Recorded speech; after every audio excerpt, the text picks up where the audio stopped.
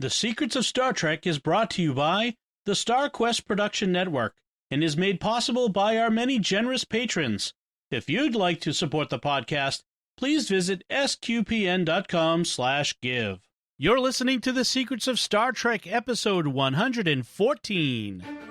Captain to bridge. Spock here. Make it so. Surrender is not an option. Attention crew of the Enterprise, this is James Kirk. We are all explorers, driven to know what's over the horizon, what's beyond our own shores.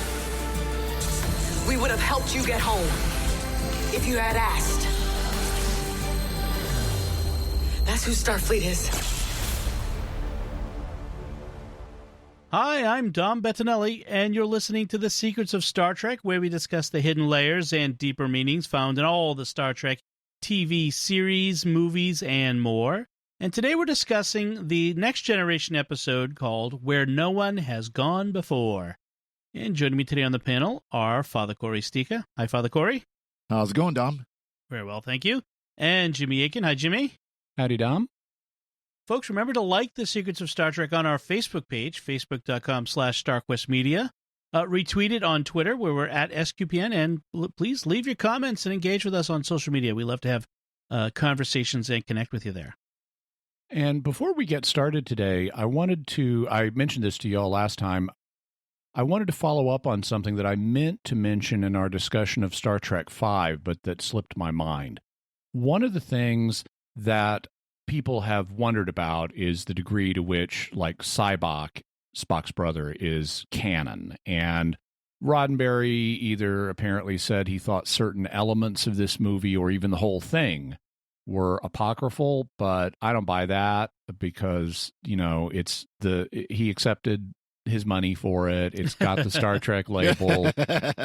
And also even if it's not a well-executed movie, it is not any different intrinsically than other things we've seen in Star Trek where they go meet God and God is not everything he's cracked up to be. I mean, that's a recurring trope in early Star Trek. But about Sybok specifically, when I first saw the movie, it's like, okay, we're told Sybok's mother was a Vulcan princess because of course she was. Right. And then I started thinking about it. When I rewatched it this time, I thought, well, wait a minute, no. Actually, that fits because we know from Amok Time that Spock's family is very high up in the social order. When Kirk and McCoy and Spock beam down for the wedding with T'Pring, Kirk is amazed that they have T'Pau officiating at the wedding. So apparently Spock's family is really not from the hoi polloi. They are really high up in the social rankings. So it would make sense also because, as we know from Amok Time, that childhood marriages are arranged on Vulcan. If Sarek came from a very high up family, it would make sense for him to have a childhood marriage to a Vulcan princess, and thus that would explain Sybok's mother.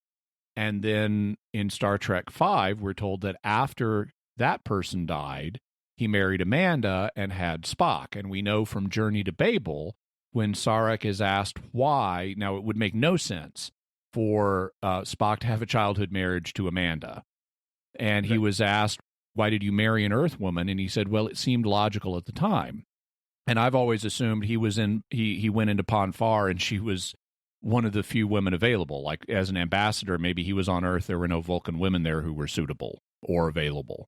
And so actually, the narrative we're given about Sybok being from a prior marriage and having a high-ranking princess mother, that actually fits well with what we know from Journey to Babel and Amok Time. So I'm not as opposed to the princess idea as I initially was. Okay, and then Michael came along. And then Michael, yeah. And there might be some other foster siblings and half siblings out there too. Yes, I fit. That's okay. That's okay. I'll buy that. I'll put my headcanon stamp on that. All right, so we're talking about this one, which is Where No One Has Gone Before. This is the Next Generation first season episode, the 6th episode of the first season. And some interesting aspects of the behind the scenes. So it's co-written by Diane Duane, which we are told it's the original story premise was loosely based on what I consider a far superior novel called The Wounded Sky. This is one of the best Star Trek novels that they ever had out there. This is back in the 80s. This was before this TNG was out. It involved the original series, Enterprise and crew, but it was an excellent book. I still remember it all these years later, 30 some odd years later. Really well done. Diane Duane is a fantastic author. She's written several great series of books. In fact, just as a note, she wrote a series of books starting in the 80s that went into recent times, where involved young wizards in the modern world, et cetera, et cetera. She did that about 30 years before J.K. Rowling did, or 20 some odd years before she did. Anyway, so but almost nothing of Diane Duane's and her co-author Michael Reeves's original script survived the rewrite. Apparently, because of interoffice politics at the Star Trek office, production office, every writer associated with a particular fired staffer was kind of cut out of things. So the story stayed, but it was rewritten without consultation of Diane Duane. So you can't blame her for any of the deficiencies of this story. But I think the good parts that remain really are good. So apparently in the original teleplay that she wrote, Kosinski was responsible for both the warp effect and the accident. So it wasn't that the traveler wasn't responsible, it was the Kosinski himself. He also had a son who felt his father was more interested in his work than in him. And then the hallucinations were much more bizarre than in the final episode. We had Jack Crusher appearing to Picard and Beverly. The Enterprise appeared inside a cosmological egg. When the starship escaped, it exploded and caused the birth of a new universe. And as a sort of biblical pun, the Enterprise spends 6 days missing. And then, so when they get back from causing the birth of a new universe, Picard orders the next day to be a day of rest, so to speak. So some interesting puns. See what they did there? So that was what the original story was going to look like, but they changed it to what we have now. So another little bit of note, Eric Menyuk, who plays the Traveler in this and in what some people call the Traveler arc, he's in 3 episodes. This is the first of his 3. He was actually a finalist for the role of Data that eventually, of course, went to Brent Spiner, and was given this role as a sort of consolation prize. So it's kind of interesting to think of him as a Data, what he would have been like, but it would have been a very different Next Generation. Would have been taller. That's for sure. This guy, he was not short. In fact, he reminds me a lot of the actor who plays Saru. Doug Jones is a similar sort of guy. So a couple things. Worf's Targ that we end up seeing was played by a Russian wild boar named Emmy Lou. And producer Robert Justman recalled, "That pig smelled horrid. A sweet, sour, extremely pungent odor. I showered and it, and it took me a week to get rid of the smell." Which is great. That set must have stunk forever. And then while shooting the scene in the episode where Riker tells Picard it wasn't him, it never was, it was his assistant, Jonathan Frakes apparently had some difficulty getting the line out and eventually couldn't say it without breaking into a laugh, and the entire cast and crew spent the rest of the shooting laughing over it. So I thought that was a couple funny bits there. But let's get into the story itself. We start with the Enterprise rendezvousing with the USS Fearless to pick up Starfleet propulsion expert Kosinski, who's going to do some warp drive tuning, because, that's what you do.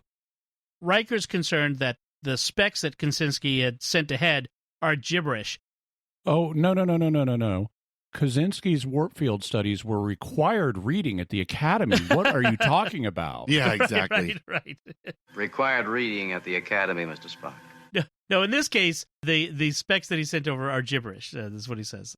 Oh, Picard's attitude in this, again, we're early on in the first season. He's still overly combative and aggressive here. When Riker questions Kosinski, he gets, well, then how do you explain Starfleet's report that these tests on the Ajax and the Fearless resulted in increase in propulsion? Like, he's very much more defensive or combative here than he will ever be. Testy, I think. Yeah, that's a good word for it. So I just thought it was interesting to see how Picard will eventually mellow out over the ages. So they pick him up, and Riker is sent to go meet him in the transporter room. Takes Troy along as a sort of lie detector. I think that's interesting that he's very suspicious of this guy right off the bat, and so he wants Troy to do her I feel he's telling the truth as he believes it thing. Yeah, it's like she can't detect lies anyway, so right. Lying is not an emotion, so Right. except when they want it to be. Yes. So in the transporter room, he introduces Lieutenant Commander Argyle as one of the chief engineers. This is that first season problem where we don't have a chief engineer. It changes week to week depending on the availability of the actors that they've got lined up. Yeah, and later during the episode, though, they consistently refer to Argyle as the chief engineer. Yeah. And I like the Argyle actor. I think he does a decent job in the part. I could have seen him going on to become a regular engineer, although that would mean that we would have had another problem, because one of the issues with the first season of Next Gen is the cast is too big. Yeah. Right. Losing Denise Crosby as Tasha Yar was a good move because it allowed Worf to move into the position of security chief where he belonged. Right. And transferring Geordi from helm to engineering, or from navigation to engineering, also allowed him to shine. Yeah. And so actually losing Tasha and not having a regular engineer in the first season set up the classic dynamic of the cast that really was needed, because otherwise the parts were too thin and too spread around. I wonder, though, if they were trying with this Argyle to make another Scotty. Oh, clearly, as Yeah. they were with Sarah McDougal, the other early engineer that we see in the first season. It's like, got to be Scottish. And even though the actor is not playing Argyle with a Scottish accent, he nevertheless says, I have questions. A-Y-E-I. It's like, Yeah. okay. Exactly. So Kosinski, meanwhile, is arrogant and officious and self-important, which, that's going to be his primary characteristic. Stereotypical arrogant engineer. I mean, like, he knows everything and you're too stupid to know anything, so I'm not even going to bother to explain it to you. Well, okay, I mean, I grew up in a family of engineers, and I don't know how widely perceived that stereotype is, but TV stereotype. stereotype, yeah. That's clear Yeah. about that. I was a computer administrator. It's very similar to engineer type personalities, so I understand completely. But Right. it is very much the stereotypical, I'm the greatest engineer that has ever existed, and you all are too stupid to know Right. what I know. yeah. It's one of the 3 or 4 tropes of engineers and scientists that we get in science fiction generally in this. And Riker totally didn't need Troy to pick up on that. Yes. The real reason she's in this scene is not to tell us about Kosinski, because the viewer can see how arrogant he is. The real reason she's in this scene is to tell us she cannot read the Traveler at all in order to build mystery around the Traveler. Yes. That's her function in this scene. Yeah, she says, I'm concerned, but I can point to no reason yet. Perhaps because you can sense no presence from him? That should be concerning. So he says that he's from Tau Alpha Ceti. His name is unpronounceable to humans. And so, Tau Alpha C. Tau Alpha C, which is different from Tau Alpha Ceti, which is where Tau Ceti. Tau Ceti, which was where Khan was. Sorry. Tau Alpha It's C. all Greek to me. It's all Greek, yes. That was Ceti Alpha 5. Ceti Alpha. Oh my gosh, all these alphas and Cetis and Cs. Oh my. Yeah, his name is unpronounceable, so call him the Traveler. Kaczynski in engineering, arrogantly, of course, preempts Argyle's questions about why his equations seem like gibberish. He expects him to be too dumb to understand them. I like how he says, my assistant will now enter them into your computer super fast, way faster than any human, including myself, could enter them. And you look at the Traveler's hands, and he's got these Nightcrawler hands, Right. where he's got like 2 massive hulking fingers and massive hulking thumbs. And it's like, there's no way he's entering them faster than a human being. I'm sorry, that doesn't happen. That's not going to work. Right. Maybe if he had 10 fingers on each hand instead of 3. So meanwhile, the Traveler takes an interest in Wesley, who's apparently in engineering, working on a school project. It'd be nice to be able to do school projects in the flagship's engineering. Kaczynski says, I'm not a teacher, though I wish to become one. I have neither the inclination nor the time to teach you about this. And Riker tells him you have no choice. So, get going. So while he's explaining, the Traveler gets Wesley to show him how he would make the warp drive more efficient. He senses this. Yeah, I have a couple of notes at this point. One of them is, at this stage at least, they are doing a decent job of avoiding the technobabble. Mm-hmm. Yep. Because the tendency in a show that's tech-centered like this would be to overload it, and they actually go in the other direction. So Kosinski does not simply start spouting technobabble. And also, I have a note, I'm not sensing a B plot. Yeah. Mm-hmm. Because normally there's an A plot and a B plot in these episodes where the main action is focused on one thing, but we have something else happening in the background. That does not happen in this episode. This is all A plot. And I think it's a testimony to, I mean, and we can debate that in a second, but by my read, this is all A plot. It's everything is connected to the Traveler and Kosinski. You know, whether you're talking Wesley or whatever, Right. It's everything is being driven by them. And that, to my mind, is a testament to this not being the worst of first season Next Gen, because it's able to sustain interest without having to resort to, oh, someone else is having something completely different going on in their lives in the background. Right. Right. Yeah, and fair enough. I mean, I was gonna disagree only because there was the Wesley is that Roddenberry was trying so hard to get people to actually like Wesley and see him as a character that should be part of this show, and of course, it falls flat because Wesley is suddenly super mega ultra warp genius, and right. But that's key to the plot here, I guess. it is though. No, I agree with you on Yeah. that though. That isn't a B plot. That's kind of half the point of this whole episode is Wesley is this great super genius that everybody should like, and no one ends up actually liking. In terms of Will Wheaton's performance, though, I didn't find him as annoying in this as I found. I mean, your mileage may vary, but I thought he came across fairly reasonably. I mean, given the premise that he's the Mozart of warp engines, given that, Will Wheaton does a good job playing him in this episode. Oh no, it's not a complaint against Will Wheaton. That's the funny part is Will Wheaton in real life is a fairly touchy individual, but he is a good actor. Yeah. It's the character. The best actor can't make a turd of a character smell any worse or smell any better. Also, they didn't give Will any tantrums. The writers didn't. No. They didn't give him any tantrums in this episode, which is when he becomes the most unlikable. Yeah.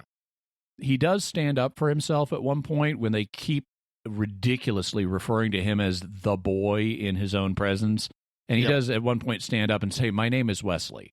Right. But he doesn't throw a tantrum about it. And he comes across in this episode as more sympathetic and less annoying to me. Yeah. I think he's less annoying. Yeah. It's still first season Next Gen, so he's still annoying. Just it's like on a scale of annoying to very annoying. He's just annoying. So I would say Wesley, the character, is less annoying. Will Wheaton is as in his acting here is still kind of raw, still not as polished as he will become in later seasons, as we will see. I found some of the emoting a little rough here in some of these scenes. His acting is still, a bit and to developing. Give the doer it is. Most of the characters in the first season of TNG are pretty rough. Like, again, we just talked about Picard. How he's very very touchy. Things like that. So right. Yeah, but yes, his acting will get better as we go on. But yeah, this was still early. This is like when Naked Tomorrow's Yesterday's, whatever the one where they all Naked get infected Now. by the Naked Now. The whole his acting in that one was really bad. So he's getting better, but as we go along.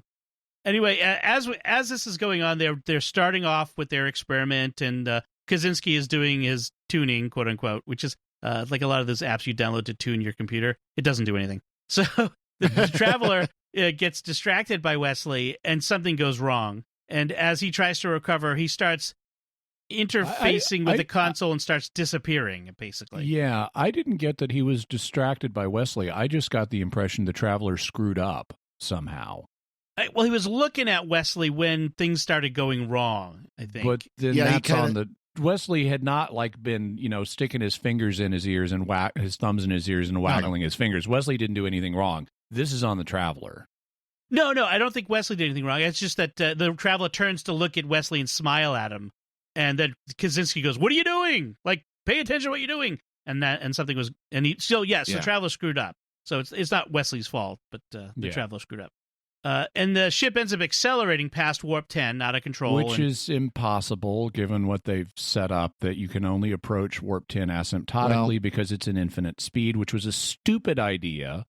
But they had it, and if you're going to have it, you should stick to it in your writing. Right. Well, and now that they've reached warp 10, now they're all going to turn into evolved salamanders. Breed with each other. Whatever they were. Well, in any case, they go way past it and end up in another galaxy. And in a real one. M33 is a real galaxy in Triangulum, and it is as far away as they say in the show. It's like 2.7 million light years away, which means when Geordi says we can be home in 300 years, that means they can go 9,000 light years per year to get back. Voyager will be glad to know that. Voyager would be home in 8 years. Yeah. Right. I think Geordi miscalculated. So Kosinski's all excited. Oh, I made a wonderful mistake. But meanwhile, the Traveler isn't feeling well. And Wesley intuits here that Kosinski doesn't understand what's really going on. And he says something about space and time and thought are not separate. And the Traveler's like, never say that again. Well, this is one of my complaints though about episodes like this, where suddenly someone can look at a formula and immediately know what the formula is saying. Right. The type of math formula necessary to do things like warp drive would not be something where you could just look at and go, "Oh, I know exactly what that's doing." You'd have to actually, study it a little bit before you could come up with that conclusion. Not to say that he couldn't have figured it out, but just saying, "Oh, I was watching you do the formula, and that's what it says," right? Right. Yeah. It stretches belief a little bit, but conflating for time, I guess. I kind of thought they did a reasonable job with this, because when the Traveler and Wesley are interacting, he's got like this display that the two of them are looking at, and it's showing the 80s computer graphics warp field around the Enterprise, and like if we adjust it this way, then we the viewers see the field change. Mm-hmm. Right.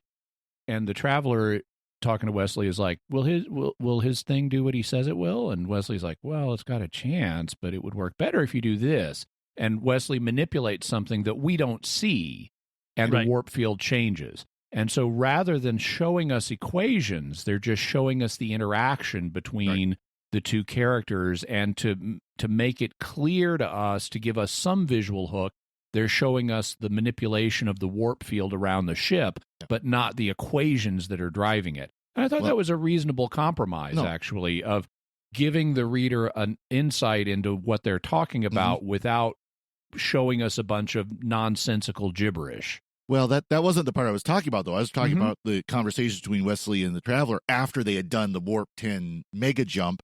Okay. And he goes, well, the formula says that space and time and thought are all the same, right? And I'm sorry, you wouldn't have been able to figure that out from a simple formula, because something like that is not gonna be a simple formula. And that's the part I had the complaint. I agree with you. The way they show that before they did the mega jump, showing the time, the warp bubble changing and everything, that was very effective for showing what they're doing. So yeah, I agree with you on that part. I will concede, I didn't think that Wesley was getting it out of the formula, but although I could be mistaken, but I thought his space and time and thought are not the separate things they appear line really came out of nowhere. Yeah. Well, that's the point, that because he says, well, that's what the formula says, right? Yeah. And why? Traveler... Why is this a dangerous thing? Space and time and thought are not separate. They're not philosophers. Buddhism, dude. I mean, yeah. Yeah, it just seemed like a little, reaching a little bit there. Well, in any case, Picard now gathers the bridge crew around and consults them on what should we do. And so, should we trust Kosinski to get us home? Should we try to do it without him? Or what Data says is, let's stay and explore, because I'm essentially immortal and you all will die out here. And Picard would have worked out better for Data if they had. Yeah, exactly. Data would have outlived them instead of spoilers. When Wesley when Wesley tries to, again, as you said, tries to tell Riker about the Traveler, Riker's a jerk and dismisses him. Not now, Wesley, he says, because they're all jerks to poor Wesley. But during the next trial of the engines, he notices what's happening to the Traveler himself, and this time the ride is much rougher. And so they end up in this... going farther. Yes. Where is this place? In Weirdo Land. Yeah. Picard says, where is this place? And Data says, where none have gone before. Oh, that sounds familiar. So a couple of thoughts on this. The effects they give us during the second jump, and it was even there in the first jump, but in the second jump, they are like flying straight at the screen. Yeah. I mean, we see astronomical objects like nebulas and stuff just whoosh hit the screen. And okay, it makes for a dramatic special effect. My thought was you should be cream toast at this point. Yes. Because the deflectors which are meant to steer particles of matter out of your way as you fly through space, are not designed to keep up with this level of speed. Right. So you should just be smacked by all kinds of little particles that would tear the ship apart and fly through stars, at this speed. They're flying through galaxies. I mean, it's not going to push a galaxy out of the way. Yeah, you're going to hit a star at some point, and it's not going to push that out of the way. Also, when they finally get to Weirdo Land, and I like the Weirdo Land special effects, it communicates we are no longer in normal astronomical space. Yeah. Except in his log entry, Picard says we're over 1 billion light years from home. Well, guess what, Sunshine? 1 billion light years is well within the visible universe. I mean, you'd have to get like 46 billion years or something away, and you're not if you're talking on that level. Picard also, talking to his mom, later says we view this as the outer rim of the universe. Well, not unless the universe is only a couple of billion light years across, which it's not. Right. The universe is how many billions of years old? Yeah. Well, and it's not just that, but because space is because of space, the expansion of space is accelerating. Even though you would think the universe would be 26 billion light years across, if it's 13 billion years old, it's actually the visible universe is way farther than that because space expands faster. Okay. And so it's like, I forget if it's the radius or the diameter, but it's like 46 billion light years. To make the pedantic point that has to be made, 46 billion light years is more than 1 billion light years away. So I know, but still. I know what you meant. Yeah, I've made over more than $100. You mean like $100 million? Yeah. So meanwhile, on the bridge, Worf and Yar see that pet Targ, the Russian wild boar, dressed up with a horn, because all alien creatures are basically Earth creatures with a horn, as we've learned in Star Trek. Yep. Well, and like all aliens are humans with a funny forehead, so it's it's an animal with a funny forehead. Yep, an animal with a funny forehead. It's a Worf's pet Targ, which we've seen Targs before, which do not look like this, but they've decided to go with the boar thing. Meanwhile, Yar, she says, is that like a Klingon cat? And then she sees a cat. And then she has a memory or displaced hallucination of being back home on the colony where she grew up with which it seems incredibly callous now to just throw this into a kid's sci-fi show, essentially. But rape gangs chasing her. I'm like, wow, that's dark. And we even see the guys, I mean, they're in silhouette. Yeah. Because it's dark outside. But we even see and hear the guys in the rape gang, and it's like, this is really dark. Yeah, that's from 2020, that just seems like weird, a thing to throw into the show like that, as I remember it. Yeah.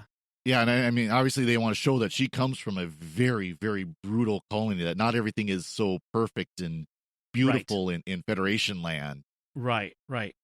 Fortunately, to lighten things up, we have another guy playing Eine kleine Nacht music with a group of folks. Yes, an 18th century trio, and people are having delusions. Picard on the turboleft stops and he almost walks out into space.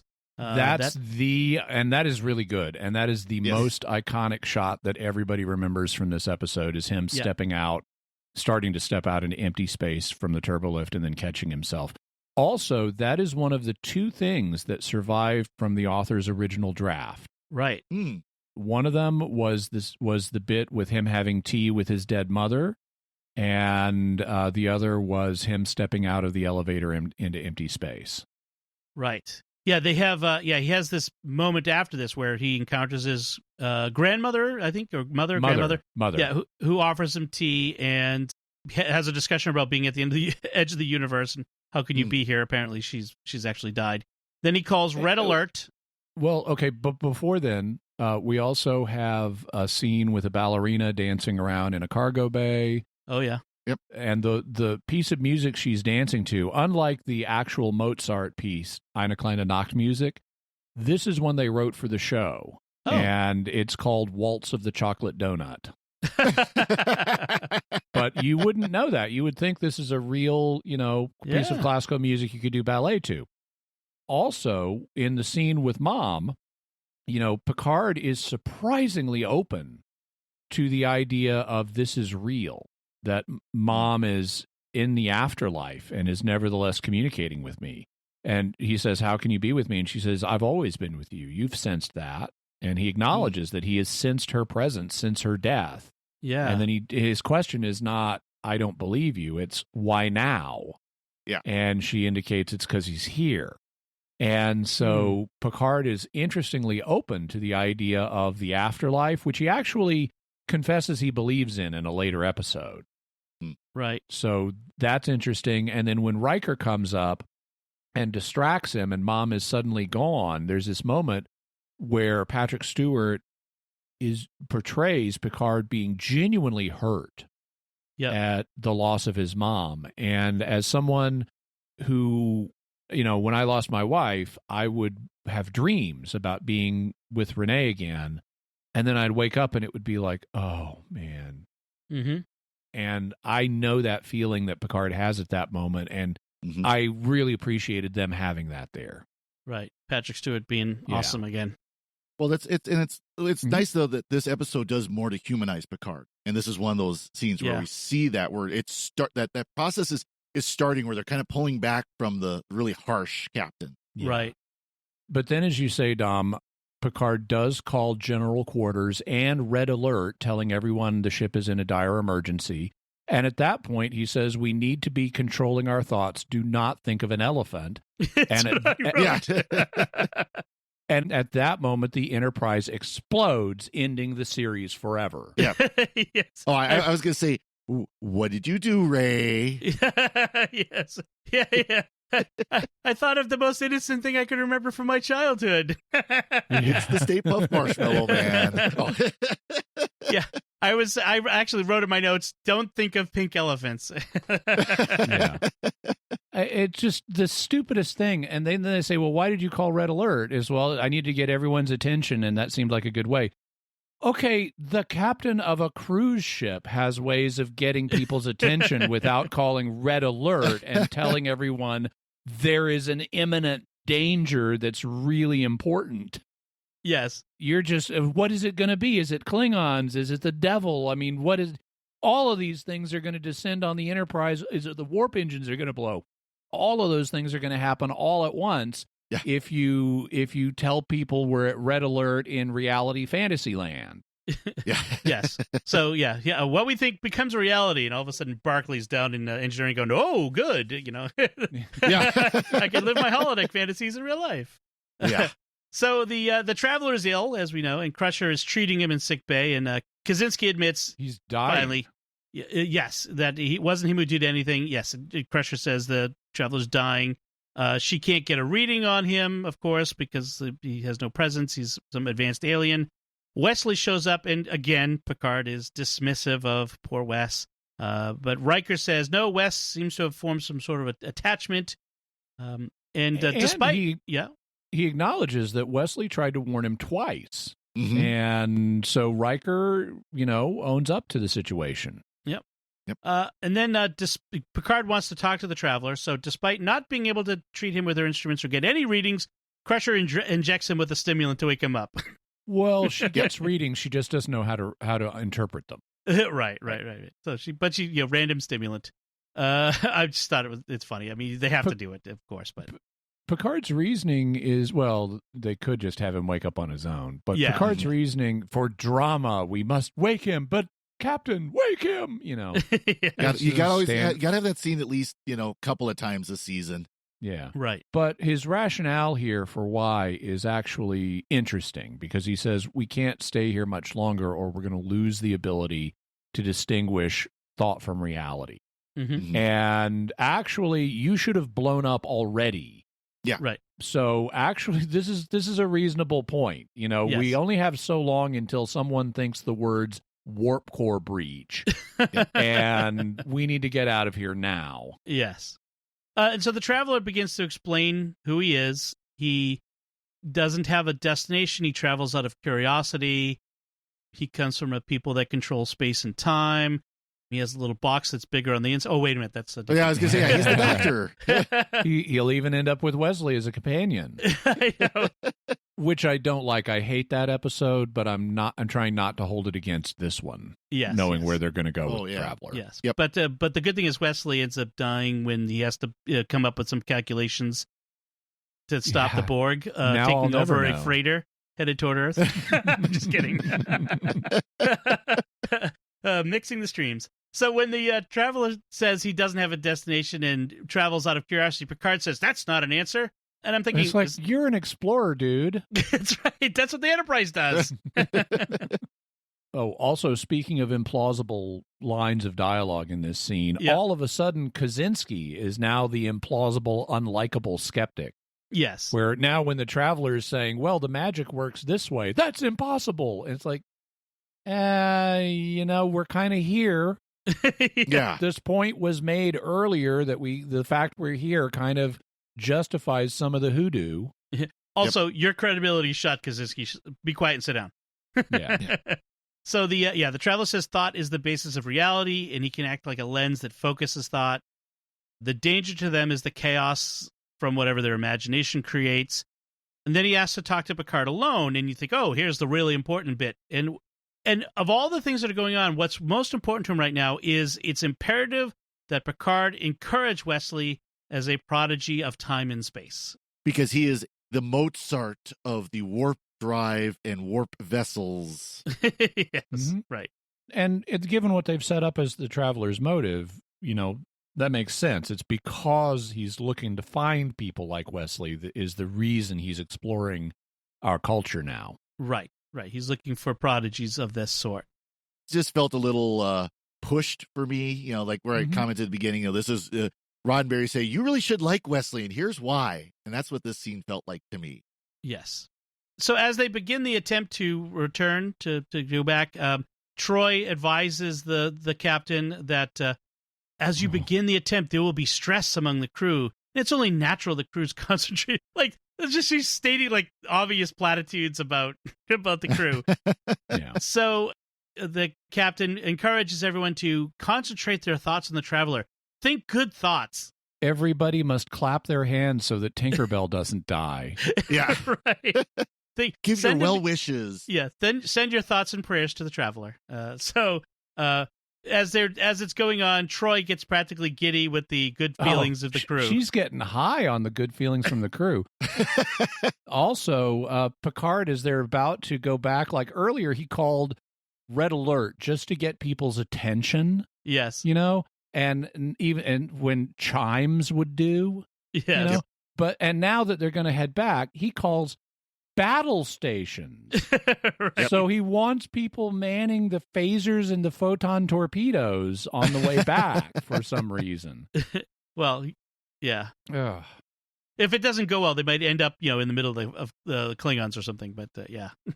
But to complete his minor redemption arc as an annoying jerk, Kosinski is invited by the Traveler to sit at the main computer console with him and help during the return trip.